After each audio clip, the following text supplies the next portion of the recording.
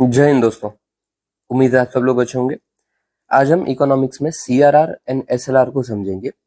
अभी देखिए, सीआरआर और एसएलआर को समझने से पहले आपको समझना पड़ेगा कि भाई लिक्विडिटी क्या होती है इकोनॉमिक्स के अंदर, एनडीटीएल क्या होता है, तभी आपको क्लियर आइडिया आएगा कि सीआरआर और एसएलआर काम कैसे करते हैं। ठीक है, देखिए सबसे पहले लिक्विडिटी।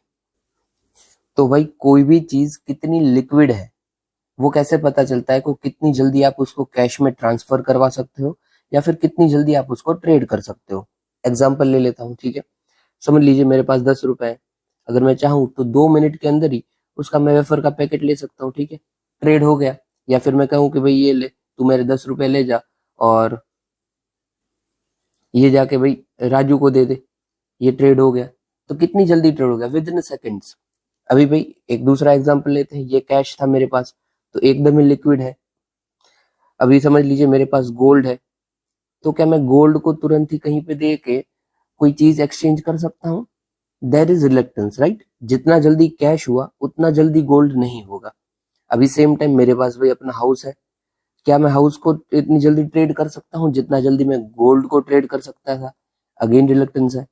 तो जितनी जल्दी कोई भी चीज ट्रेड हो सकती है, एक जगह से दूसरी जगह में ट्रांसफर कर सकता हूँ, सॉरी जगह नहीं, पर्सन टू पर्सन ट्रांसफर कर सकता हूँ, तो उसी चीज को हम लिक्विड बोलते हैं। ठीक है, सबसे ज्यादा मार्केट में लिक्विड क्या होता है? तो भाई कैश लिक्विड होता है सबसे ज्यादा।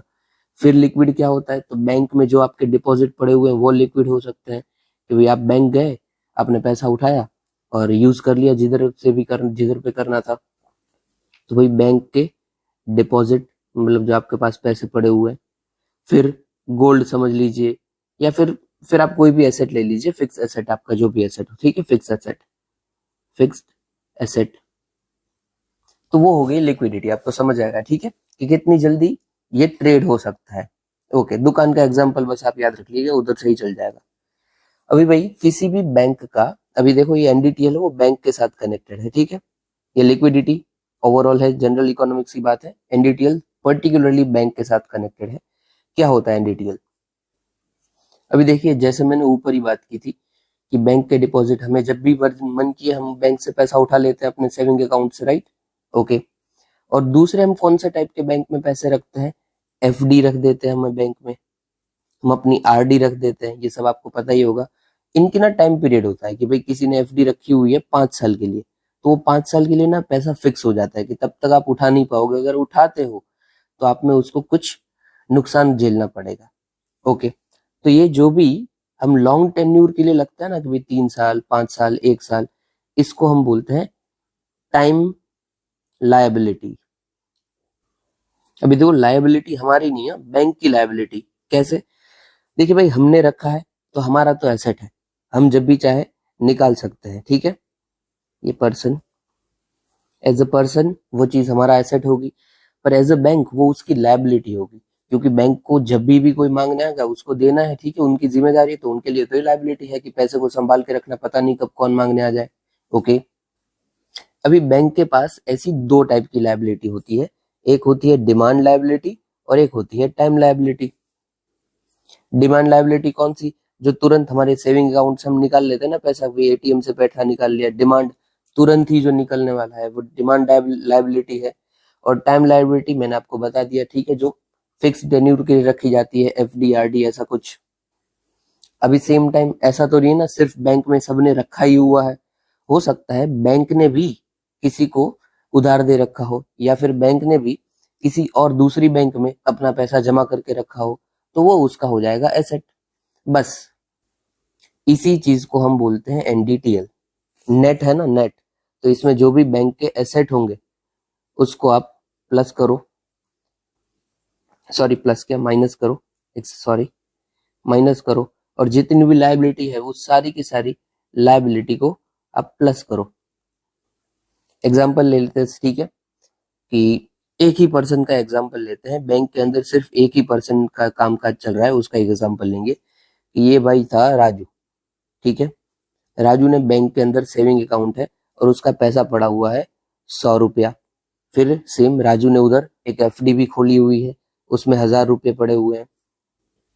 तो टोटल राजू के भाई टोटल कितना पैसा पड़ा हुआ है? 1100 रुपये पड़े हुए हैं, ठीक है। उसमें से 1100 में से ये जो 100 रुपए है वो है उसकी डिमांड लायबिलिटी, मतलब बैंक के लिए लायबिलिटी, उसका एसेट है। और ये जो 1000 रुपए है वो उसकी है time liability. At the same time bank के भी कुछ पैसे पड़े होंगे, ठीक है। बैंक की टोटल लायबिलिटी कितनी होगी, बैंक की 1100 रुपए हो गई। अभी हो सकता है ना कि बैंक ने भी किसी दूसरी बैंक में अपना पैसा जमा करके रखा था, या फिर कुछ भी ऐसा था, समझ लीजिए बैंक ने रखा हुआ था 500 रुपए। तो बस टोटल लायबिलिटी में से -500 रुपए हम कर देंगे, और जो हमारा निकलेगा 600 रुपए, ये हो जाएगा बैंक का net demand and time liability. That's it, आप समझ गए, ठीक है। अभी आपको इसमें कभी भी गलती नहीं होनी चाहिए, ये एकदम क्लियर होना चाहिए कि net demand and time liability क्या होती है, ठीक है। ओके चलो, अभी आप ये दोनों चीज समझ गए ना, अब आप सीआरआर और एसएलआर को इजीली समझ जाओगे। देखिए सीआरआर क्या है, तो बैंक के पास जितना भी पैसा पड़ा हुआ हो, टोटल जितना भी पैसा पड़ा हुआ है, ठीक है। अभी समझ लीजिए जितना भी पैसा हो उधर से ही बैंक किसी को भी उधार देगा, ठीक है, लोन बांटेगा, कुछ भी करेगा, उसके पास कितना पैसा है उधर से ही। और मार्केट में समझ लीजिए कि ज्यादा पैसा आ जाता है तो क्या हो जाएगा कि भाई, इधर लिख लेते हैं हम, ठीक है, मनी, ज्यादा पैसा मतलब लिक्विडिटी ज्यादा, ठीक है ना, कि मार्केट में लिक्विडिटी ज्यादा है। अभी समझ लिए लिक्विडिटी हाई है तो इन्फ्लेशन क्या हो जाएगा, क्योंकि सबके पास पैसा है तो सब डिमांड करेंगे चीजों की, और चीजें तो हमारे पास लिमिटेड है, ठीक है, तो इन्फ्लेशन भी हाई हो जाएगा। और ऐसा ही सिनेरियो कांस्टेंट चलता रहता है तो महंगाई बढ़ती ही जाएगी, बढ़ती ही जाएगी, बढ़ती ही जाएगी, ठीक है। फिर हमारा हो जाएगा हाल जिम्बाब्वे या जर्मनी जैसा। क्यों बोल रहा हूँ, क्योंकि एक बार जर्मनी में तो भाई जब इन्फ्लेशन हुआ था तो क्या हुआ था कि लोगों को अगर ब्रेड भी लेनी है ना, तो ट्रक भर के पैसा ले जाना, उतना पैसा ले जाना पड़ता था।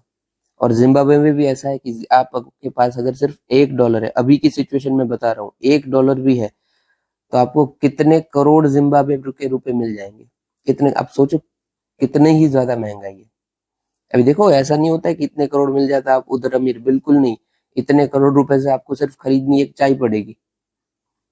ओके चलो, तो ऐसी ही चीज ना हो, इसीलिए हमको करना पड़ता है लिक्विडिटी को कंट्रोल, कि भाई लिक्विडिटी लिमिट में रहेगी ना तो इन्फ्लेशन भी लिमिट में रहेगा। और आप लिक्विडिटी कैसे कंट्रोल कर पाओगे, कि भाई बैंक को ही कम रुपया दो, बैंक के पास जो रुपया है उसको कंट्रोल करो, इसलिए ऑटोमेटिकली लोगों के पास कितना रुपया है वो कंट्रोल हो जाएगा।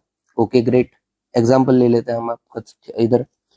अभी सीआरआर क्या है, तो समझ लीजिए बैंक के पास 100 रुपये थे, तो आरबीआई सोचता है कि यार एक काम करते हैं, तू 100 रुपये मत रख, इसमें से ना 4 रुपया मुझे दे दे, ताकि तेरे पास बचे सिर्फ 96, और इस 96 में से जो भी आपको धंधा करना हो, लोन देना हो, उसको देना।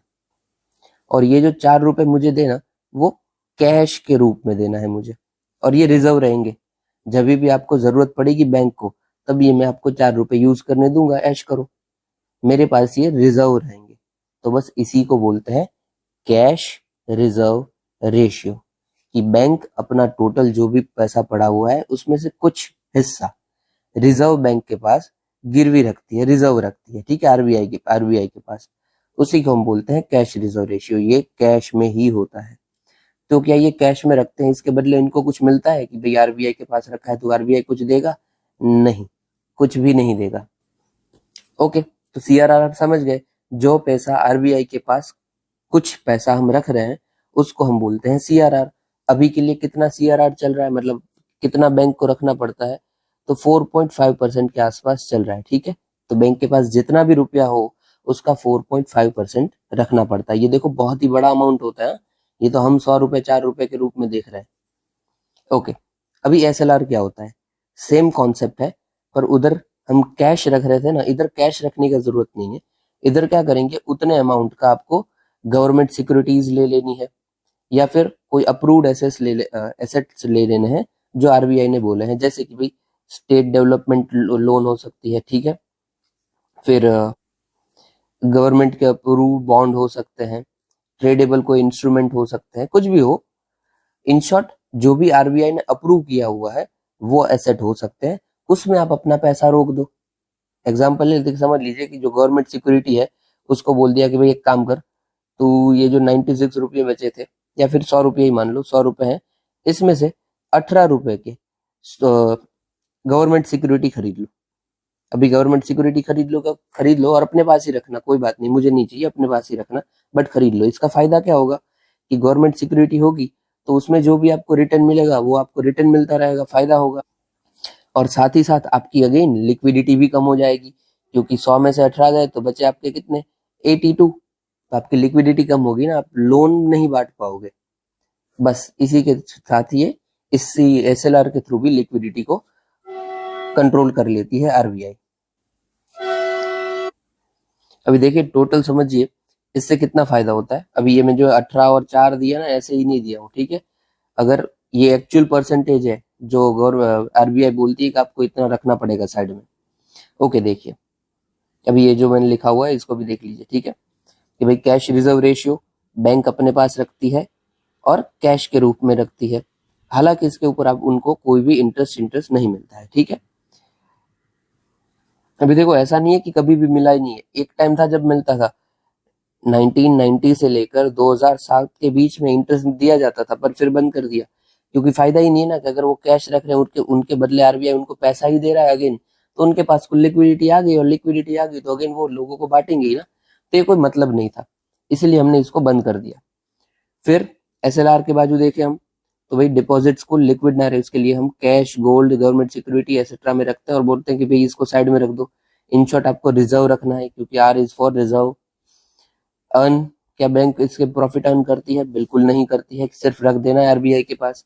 क्या एसएलआर में करती है? हाँ कर सकती है ना, क्योंकि अगर बोला है कि गवर्नमेंट सिक्योरिटी में आप रोक दो या फिर गोल्ड में रोक दो, तो अगर गोल्ड की और गवर्नमेंट सिक्योरिटीज की प्राइस बढ़ेगी तो इनको भी फायदा होगा। ओके, ये किधर बताया गया है? सीआरआर किधर बताया गया? तो आरबीआई एक्ट 1934 में बताया गया है। और एसएलआर किधर बताया गया है? तो बैंकिंग रेगुलेशन एक्ट 1949 में बताया गया है। फिर क्या इसकी कोई लिमिट है? तो नहीं भाई, कोई लिमिट नहीं है, ठीक है, जितना रखना उतना रख सकते हो। हालांकि मैंने ना कहीं पे पढ़ा हुआ है, अभी ये क्लैश हो जाएगा थोड़ा, बट न्यू एज पर न्यू रूल्स क्या है, तो 0 से लेकर 15 तक हम रख सकते हैं, 15% तक सीआरआर। और एसएलआर का हम बात करें तो 0 से लेकर 14% तक हम रख सकते हैं, ठीक है। तो ये दोनों क्राइटेरिया न्यू रखे हैं। मैंने शायद पढ़ा, ये मेरा वाला ही शायद सही है, भले इधर गलत लिखा हुआ हो, ठीक है। एसएलआर का लिमिट अभी क्या है भाई? प्रेजेंटली 18% के आसपास चल रहा है और 40 से ज्यादा नहीं हो सकता, यस। और सीआरआर कितना चल रहा है? तो 4.5 जितना चल रहा है। ओके, सीआरआर किसको किसको रखना होता है? तो भाई जितनी भी बैंक है, आप दुनिया में मतलब इंडिया में जितनी भी बैंक देख रहे हो सबको सीआरआर रखना पड़ता है, ऑल बैंक्स। हालांकि आरबीआई ऐसा बता सकता है कि भाई रीजनल रूरल बैंक है या कोऑपरेटिव बैंक है वो थोड़ा कम रख दे तो चलेगा, बाकी सबको सेम रख दो, मतलब इट्स अपॉन आरबीआई कि उन्हें क्या बताना है, ठीक है। और same goes with this SLR also. Okay, तो आप पूरा का पूरा समझिए सीआरआर और एसएलआर, इसके ऊपर कुछ है ही नहीं। हाँ बस ये देख लीजिए कि ये आता किसके अंदर है। तो आरबीआई दो तरीके से मार्केट को पूरा कवर करती है, उसमें से एक मेजर है क्वांटिटेटिव और दूसरा क्वालिटेटिव। उसी क्वांटिटेटिव में एक पार्ट आता है सीआरआर और एसएलआर, दूसरा आता है भाई रेपो रेट, एमएसएफ, एलएएफ। फिर open market operation. Open market operation मैंने शायद कल परसों ही जो करंट अफेयर होता है उसमें मैंने बताया था, ठीक है। हालांकि मेरे पास टाइम रहेगा तो दूसरा वीडियो में बना ही दूंगा, क्योंकि वैसे भी अभी करंट अफेयर नहीं आता, तो मैंने सोचा कोई वीडियो बनाते हैं तो ये बना देते हैं, पढ़ाई हुआ था। ये देखिए मैंने डाला हुआ है, ये जो आगे मैं बताने वाला उसको भी यहाँ पे डाल ही दिया है। ओके चलो समराइज कर देते हैं। सीआरआर और एसएलआर इन शॉर्ट क्या है भाई? सीआरआर और एसएलआर इन शॉर्ट क्या है कि ये एक रिजर्व है जो कि बैंक को अलग रखना पड़ता है अपनी टोटल इनकम में से, ठीक है। टोटल अपने पास जो भी एसेट पड़े हैं उसमें से बैंक को अलग रखना पड़ता है। फायदा क्या होगा समझ लीजिए, सीआरआर पहले वो 5 रुपए रख रहे थे, टोटल इनकम उसकी 100 रुपए थी, और 5 हटा दिए तो बचे उनके पास 95, तो अभी मार्केट में उनके पास 95 ही देने को बचे हुए हैं। अभी सेम लेवल पे समझ लीजिए सीआरआर 5 से बढ़ाकर वो कर देते हैं 10 रुपया। अभी कितने रुपए बचे हुए? तो 90 रुपए बचे हुए, तो लिक्विडिटी कम हो जाएगी एकदम ही। अभी समझ लीजिए इसको हमने और बढ़ा के 50 रुपए कर दिया सीआरआर को, तो बैंक के पास कितना बचेगा? सिर्फ 50 रुपए देने को, तो लिक्विडिटी एकदम ही खत्म हो जाएगी। It is not good for country, ठीक है। इसीलिए हमने सीआरआर को एकदम कम रखा है। अभी इसका भी ना मनी मल्टीप्लायर इफेक्ट होता है, वो छोड़ दीजिए, वो बाद में मैं बताऊंगा। बट इन शॉर्ट होता है ऐसा कुछ, रख लीजिए याद। इन शॉर्ट CRR और SLR आपका बढ़ेगा तो आपकी जो लिक्विडिटी होगी वो कम होगी, और CRR और SLR आपका घटेगा तो जो आपकी लिक्विडिटी होगी वो ज्यादा होगी। और लिक्विडिटी कम ज्यादा से क्या मतलब है, आपकी इकोनॉमी उस तरीके से ग्रो कर सकती है, ठीक है। ये ना ही एकदम ज्यादा होनी चाहिए ना ही एकदम कम होनी चाहिए, स्टेबल होनी चाहिए। स्टेबिलिटी इज की, क्योंकि उसी के थ्रू हम इन्फ्लेशन कंट्रोल कर पाते हैं, ठीक है। इन्फ्लेशन का हमारा क्या टारगेट रहता है, 4 ± 2, मतलब 4% से 2 कम भी चलेगा और 2 ज्यादा भी चलेगा। मतलब टोटल रेंज क्या हुई इन शॉर्ट, 2 से लेकर 6 तक हुई। आइडियल क्या है, इन्फ्लेशन रेट 4%। ये इन्फ्लेशन टारगेटिंग जो RBI करता है उसमें ये काम आता है, ठीक है। और हाँ भाई, मैंने आपको ये तो बता दिया कि भाई लिक्विडिटी SLR CRR के साथ क्या रिलेशन है, ठीक है। साथ ही साथ ना ये लिक्विडिटी कंट्रोल कैसे होती है। अभी देखो, बैंक अगर, जो बैंक है उसके जो भी लोन के वो चार्जेस लेते हैं, इंटरेस्ट रेट लेते हैं, वो चल रहा है, ठीक है, 10%, तो वो 10% चल रहा है। और CRR परसेंट तब था हमारा 5%। अभी इसी CRR को या फिर SLR को हमने कर दिया 5 से 10। अब ये 10 हो गया है तो बैंक के पास पैसा कम है ना देने के लिए। अगर पैसा कम है, बैंक तो यही चाहेगी भले ना कम हो, हम तो जो सेम कमा रहे थे वही सब सेम कमाए। तो बैंक क्या करेगी, अपना इंटरेस्ट रेट बढ़ा के 15 कर देगी। मतलब CRR अगर बढ़ा तो बैंक ने भी अपना रेट बढ़ा लिया। सेम टाइम समझ लीजिए कि CRR कम कर देते, 5 से घटाकर 2 कर देते, तो बैंक क्या करेगी, क्योंकि बहुत पैसा पड़ा हुआ है तो जितना ज्यादा बांट सको उतना ज्यादा बांट दो। तो इसलिए बैंक अपने इंटरेस्ट रेट को कम कर देगी। 10 जो पहले था, तो ये प्रेजेंट सिनेरियो समझ लीजिए, ठीक है, उधर से हम कर देंगे 5%।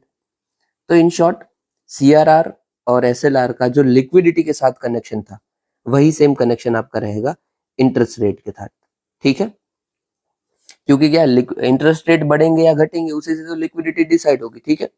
ये हमारा जो इंटरेस्ट रेट है वो अगर बढ़ा तो कौन पैसा लेना चाहेगा बड़े प्राइजेस पे, कि 15% पे मैं क्यों लूं भाई पैसा, सस्ता जब लोन होगा तब लूंगा। तो हमारी जो लिक्विडिटी होगी वो कम हो जाएगी। और सेम टाइम अगर इंटरेस्ट रेट है हमारा वो घटेगा तो हमारी लिक्विडिटी भी बढ़ेगी। इन शॉर्ट एकदम समरी में बता देता हूँ भाई, अपना CRR बढ़ा तो इंटरेस्ट रेट बढ़ेगा, और इंटरेस्ट रेट और बढ़ेगा तो अपना जो लिक्विडिटी है वो घटेगा। और सेम इसका उल्टा ले लीजिए, ये घटेगा तो इंटरेस्ट रेट भी घटेगा और लिक्विडिटी अपनी बढ़ेगी। दैट्स इट, यही है मेन, यही पूरा का पूरा कॉन्सेप्ट है, ठीक है। और इसी से आपका कनेक्ट होता है इन्फ्लेशन। ओके, दैट्स इट, यही है ये आपका क्वेश्चन है जो UPSC 2015 में पूछा गया था। इसका आपको आंसर आना चाहिए भाई, कुछ भी हो जाए ये आंसर आना चाहिए। और ये PDF आपको चाहिए तो टेलीग्राम ग्रुप ज्वाइन कर लीजिएगा। साथ ही साथ हम नेक्स्ट ये डिस्कस करने वाले हैं, उसको भी देख लेना। शायद मैं कल ही वीडियो अपलोड कर दूंगा, LF क्या है MSF क्या है उसका, ठीक है। अगर आपको पसंद आया हो तो लाइक कमेंट शेयर सब्सक्राइब जरूर कीजिएगा। सुनने के लिए शुक्रिया। जय हिंद।